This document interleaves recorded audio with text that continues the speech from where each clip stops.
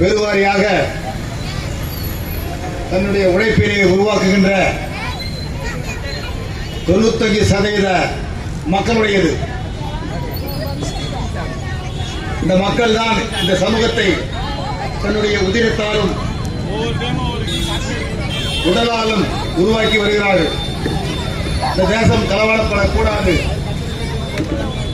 உரிமைகளோடு வாழ வேண்டும் என்பதை தமிழ் வழி கல்வி இயக்கத்தினுடைய தலைவர் தோழர் சின்னப்பா தமிழர் சில நிமிட மணித்துளிகளிலே தங்களுடைய கருத்துக்களை முன்வைப்பார். இளைஞர் முன்னணி ஒருங்கிணைப்பில்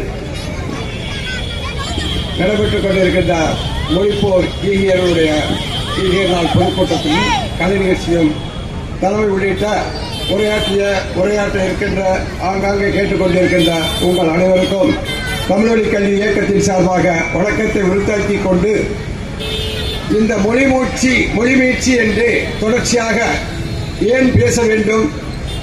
அங்கே பலகையிலே பதிய செய்யப்பட்டிருக்கின்ற அவர்களெல்லாம் இறந்து விட்டார்கள். ஆனால் அவர்களை எதற்காக நினைவு பார்க்க வேண்டும்? அங்கே முதல் பதிவாக இருக்கின்றது நடராசன், இரண்டாவது தாளமுத்து. இவர்கள் இருவரும் சென்னை மாகாணம் இருக்கும் பொழுது அன்றைக்கு இந்தியை கல்வியிலே திணித்தார் சேலத்து ராஜாஜி.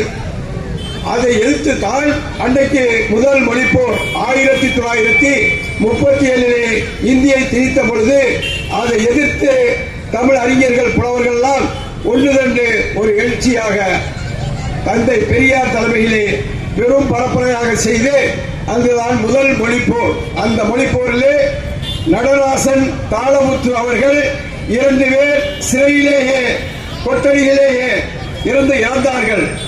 அவர்களை நாம் இன்னும் நினைவூட்டுகிறோம். எதற்காக? இன்றைக்கு ஏறக்குறைய 37 அறிவிக்கப்பட்டு எதிர்த்து 38 அந்த கிளர்ச்சி தொடங்கியது என்றால் இன்றைக்கு ஏறக்குறைய 88 ஆண்டுகள் ஆகின்றன. 88 ஆண்டுகளாகியும் ஏன் நாம் நினைவு கூறுகிறோம்? தமிழர்களே, பல்வேறு ஆங்காங்கு கேட்டுக்கொண்டிருக்கிறவர்களே சற்று சிந்தித்துப்பார்கள். அந்த எதற்காக கோருகிறோம் என்றால், இன்றைக்கு கல்வியிலே இந்தி தடுத்து நிறுத்தப்பட்டிருக்கிறது என்றால் அந்த முதல் மொழிப்போர் தான். அதற்கு தலைமை தாங்கி தமிழ்நாடு அளவிலே எடுத்துச் சென்ற தந்தை பெரியார், புலவர்கள், அறிஞர்கள், தமிழ் அமைப்புகளால் இணைந்து போராடி வெற்றி பெற்றோம். தடுத்து நிறுத்தப்பட்டிருக்கிறது. எங்கே? தமிழ்நாட்டு பாடத்திட்டத்திலே கல்வியிலே தடுத்து நிறுத்தப்பட்டிருக்கிறது. ஆனால் நடைமுறையிலே என்னவாக இருக்கிறது? அது வருகிறேன். இரண்டாவதாக அதைத் தொடர்ந்து ஏறக்குறைய தோழர்கள் முன்னால் சொன்னது போன்று தமிழ்நாடு மட்டுமல்ல, எல்லா நிலையிலேயும் அன்றைக்கு 1964 அன்றைக்கு இருக்கக்கூடிய பக்தோற்சவம் அறிவித்தார். அது ஆட்சியில இந்தி. இந்த மொழிப்போர் ஈகியர் தினத்திலே உரையாற்ற வந்திருக்கும் தலைவர்கள், தோழர்கள் அனைவரும் மேடையில் வந்து அமரும்படி கேட்டுக்கொள்கிறோம். மேடை அவர்கள் இப்ப அமர்ந்த பிறகு உடனடியாக அவர்கள் யாராவது உரையாடுறதுக்கு முன்னாலே ஒரு பாடல் இருக்குது, அதனால அப்ப இறங்கிடுவோம். அதனால தயவு செய்து இப்ப மேடையில் வந்து உட்கார மாதிரி கேட்டுக்கொள்கிறோம். அப்போ இரண்டாவது மொழிப்போர் ஆட்சியிலே இந்தி. அந்த இந்தியை எடுத்து கீழப்படு சின்னசாமி அந்த படத்திலே பார்த்தீங்கன்னா 3வது ஆளாக இருப்பார். அவர் தீக்குளித்து இறக்கிறார். 1964 ராஜா பக்தோற்சவம் அறிவித்த அறிவிப்பை கண்டித்து ஒரு ஆண்டு முன்னாடி அறிவித்த நாளிலே தீக்குளிக்கின்றார். அதோடைய எழுச்சியாக அங்கே பக்தோற்சவம் அடங்கவில்லை. ஆனால் திணித்து இந்தியை திணித்து முடிவெடுத்து அவர் செய்யும்போது அது தமிழ்நாடு முழுவதும் மாணவர்கள், இளைஞர்கள் எல்லோரும் ஒன்று போராடி ஏறக்குறைய 500 பேர்கள் சுட்டுக் கொல்லப்பட்டது. அப்ப முதல் மொழி போராட்டத்திலே இருவர் போராடி, தந்தை பெரியார் ஒருங்கிணைப்பிலே போராடி அன்றைக்கு தடுத்து நிறுத்தப்பட்டது கல்வியிலே. இரண்டாம் மொழி போரிலே அண்ணாவும் மாணவர்களும் மற்றும் எல்லோரும் சேர்ந்து போராடி 500 பேர் போராடி அங்கே தடுத்து நிறுத்தப்பட்டது. ஆட்சியிலே இந்தி இன்று வரை ஆட்சியிலும் கல்வியிலும் இந்தி இல்லை. ஆனால் பாடத்தில் இல்லை ஒழிய நடைமுறையில் என்னவா இருக்கிறது? முதல் இந்தி போர் வெள்ளைக்காரன் ஆண்டு கொண்டிருந்தான். அவன் காலத்தில் வைத்து போராடினோம். இரண்டாம் மொழி போர் இன்னைக்கு இருக்கக்கூடிய ஒன்றிய அரசு தொடர்பு இந்த கொள்ளைக்காரர்கள் ஆண்டு கொண்டிருந்தார்கள். அவர்களை எடுத்து போராடினோம். இரண்டு போராட்டத்தினுடைய நாம் நிலை கூறுவோம் என்றால் இன்றைக்கும் ஆங்கிலம், இந்தி, சமஸ்கிருதம் 3 மொழியும் எங்கும் எதிலும் கோலச்சுக் கொண்டிருக்கிறது. எப்படி? பெயரிலே எடுத்துக்கொண்டால் நமது குழந்தைகளுடைய பெயர்கள் அனைத்து 90 விழுக்காடு சமஸ்கிருதம். அப்ப அங்க வீட்டில் கோலச்சுக் கொண்டிருக்கிறது. நமது வீட்டின் திருமணத்திலே வழிபாட்டிலே எங்கும் எதிலும் சமஸ்கிருதம் கோலச்சுக் கொண்டிருக்கிறது. அப்போ அதை எடுத்தும் நாம் இந்த நினைவு நாளை உறுதியேற்க இருக்கிறது. அதே போன்று இந்தியை தடுத்து நிறுத்திவிட்டமே ஒழிய, ஆனால் ஒன்றிய அரசு என்ன செய்கிறது? இருக்கக்கூடிய திட்டங்கள் எல்லாம் அதை இந்தியின் வழியாக மொழிபெயர்த்து திணித்துக் கொண்டிருக்கிறது. அதை எடுத்து போராடினால் அவர் சமஸ்கிருதமாக திணிக்கின்றான். அப்போ அதை எடுத்து நாம் போராடும் நிலையில் இருக்கின்றது. இரண்டையும் கடந்து மூன்றாவதாக இங்கிலீஷ் இந்த நாட்டை விட்டு விரட்டி அடிக்கும் போது என்ன சொன்னோம்? நம் வெளியேறிவிட்டால் நம்ம நாடு விடுதலை பெற்று நமது தமிழ் மொழி, நமது ஆட்சி மொழியாக, கல்வி மொழியாக, வேலை மொழியாக, நம்மளுடைய தெரு சாலை மொழியாக, எங்கள் வழிபாட்டு மொழியாக எங்கும் தமிழ் இருக்கும் என்று எடுத்தோம். ஆனால் என்ன ஆனது? இன்றைக்கு எங்குமே இன்னைக்கு இங்கிலீஷ் எப்படி திணிக்கப்படுகிறது என்றால் ஒன்றை சொல்லி தோழர்கள் பேச இருக்கின்றார்கள். இங்கே அண்ணா அவர்கள் சொன்னார்கள் இருமொழி கொள்கை என்று. இந்த இருமொழி கொள்கையை அன்னைக்கு அன்பான இந்த மொழிபெயர்ச்சியாளர் அந்த ஸ்டாலின் ஐயா அவர்களுக்கு முதலமைச்சருக்கும் அந்த தோழமை அமைப்புகளுக்கெல்லாம் வேண்டுகோளாக வைக்கின்றோம்.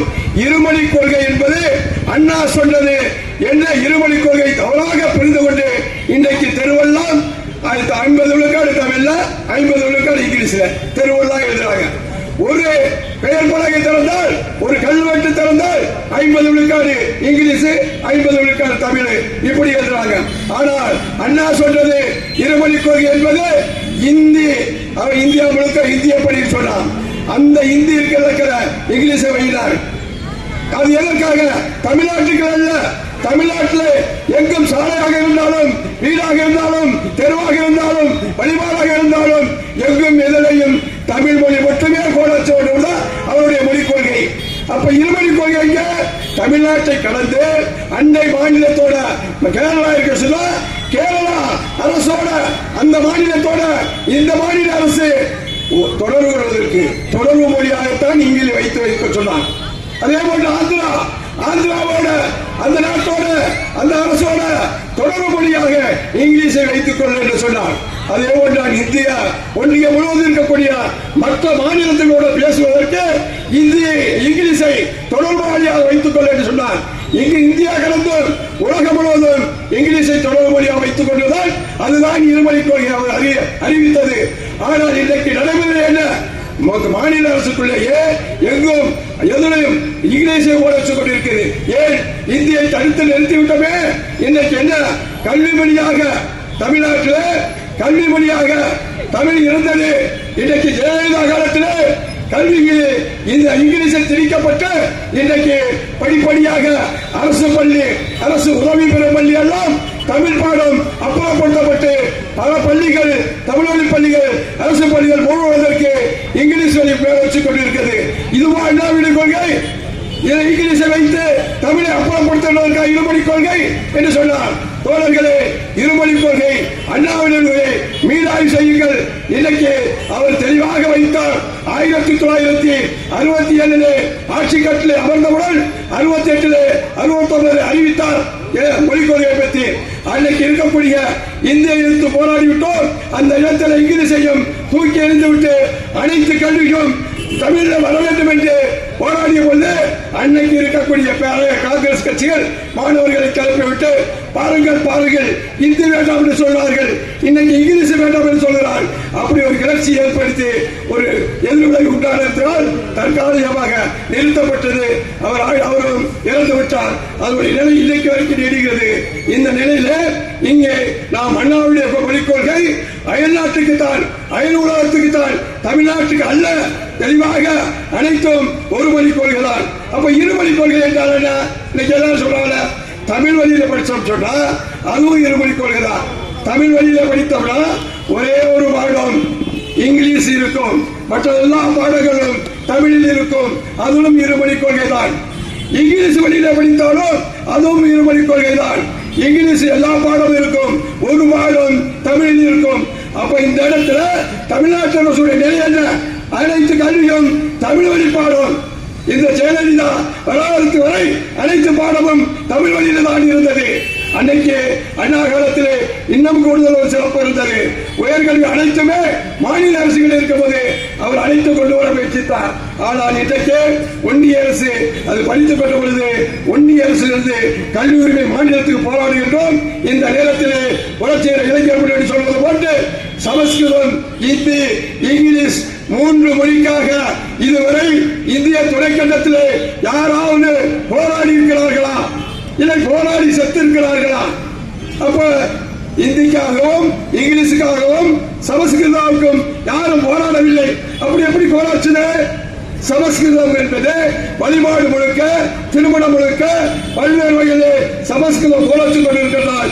அந்த தோழர்கள் சொல்லுகிறார்களே, பார்ப்பன பணியா கொம்பன் என்பது அந்த ஆரியன் கூட்டங்கள் அவர்கள் உழைக்காமல் பிழைக்க கருவறையில் அமைந்து கொண்டு தமிழர்களை உள்ளே விடாமல், தமிழ் மொழியை விடாமல் தடுத்துக் கொண்டிருக்கின்றார்கள்.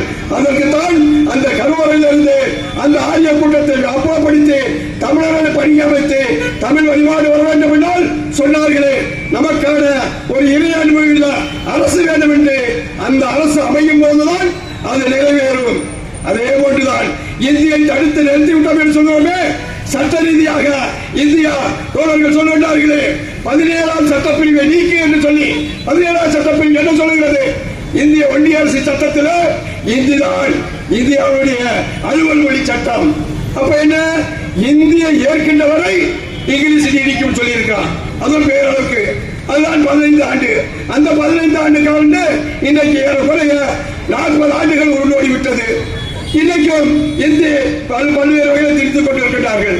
அந்த 17ஆம் சட்டப்பிரிவை நீக்கிவிட்டு நீ சொல்லுகிறீங்க இந்தியா முழுவதும் ஒன்றிய அரசு ஒரே அரசாக ஒரே எல்லையாக இருக்க வேண்டும் என்றால் இந்த ஒன்றியம் முழுவதும் இருக்கக்கூடிய எல்லா தேசிய இனத்து மொழியை ஆட்சி மொழியாக, கல்வி மொழியாக, வேலை மொழியாக ஆக்க மொழியை அப்புறப்படுத்தி அந்தந்த தேசமும் மொழிகளும் நாடுகளும் இறையாண்மை விட்டு விடுதலை பெற்று நாம் ஒன்றுபட்டிருப்போம். இன்றைக்கு உலகத்திலே 200 நாடுகள் மொழி தேசிய நாடுகள் அமைந்திருக்கின்றன. அதோடு சேர்த்து தமிழ்நாட்டிலே மட்டுமல்ல இந்திய ஒன்றியம் முழுவதும் ஏறக்குறைய 56 நாடுகள், 56 தேசிய இனம், 56 தேசிய மொழி, 56 தேசிய பண்பாட்டு மக்கள் விடுதலை பெறுவார்கள். அங்கே உயர்ந்து 256 நாடாக ஆகட்டும். அதுவரை நாம் நம் மொழி தமிழ் மொழி, நம் நாடு தமிழ்நாடு, நம் நாடு ஒரு தமிழ் தேசிய விடுதலை வரை அனைத்து தேசிய ஆற்றல்களையும் புரட்சிகர ஆற்றல்களையும் இணைத்துக் கொண்டு போராடி வெல்வோம் என்று கூறி விடைபெறுகின்றேன். நன்றி, வணக்கம்.